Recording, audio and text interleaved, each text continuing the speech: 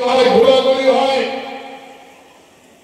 এই অঞ্চলের খবর পৌঁছে দেওয়ার জন্য, এই অঞ্চলের মানুষের দুর্দশা মুক্ত করার জন্য যদি কাজ করতে হয়, জেলা পরিষদ মন্ত্রীকে পৌঁছে দেবে, মন্ত্রী কাজ করবেন। কংগ্রেসের মন্ত্রী গিয়ে ওনাকে পেতে হলে গৌহাটি যেতে হবে।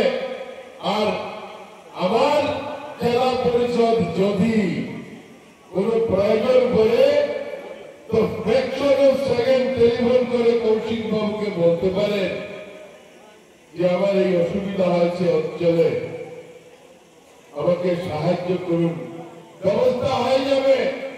ব্যবস্থা কেন হবে?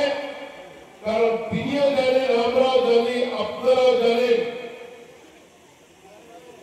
যে একেবারে আমাদের বড় আদরের বড় ছোট্ট মেয়েটি, যার জীবনের আরম্ভণী হয়েছে নিষ্ঠার মধ্যে, যার জীবনকে শুরুয়াত করেছে। আমি ওদিন আগেই বলতে হয়,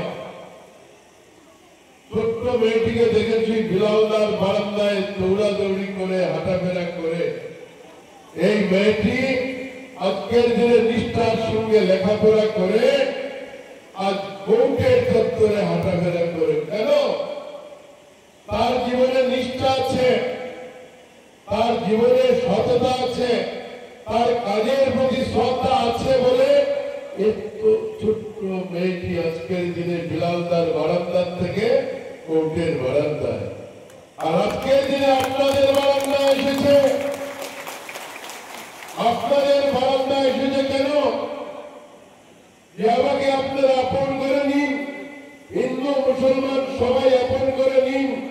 আমি একদিন আপনাদের বারান্দার থেকে নির্বাচনের পরে হেমন্ত বিশ্ব শর্মার সরকারের বারান্দায় আমি গিয়ে হাঁটাফেরা করবো এই অঞ্চলে, এই সমাজের মানুষের উন্নয়নের জন্য।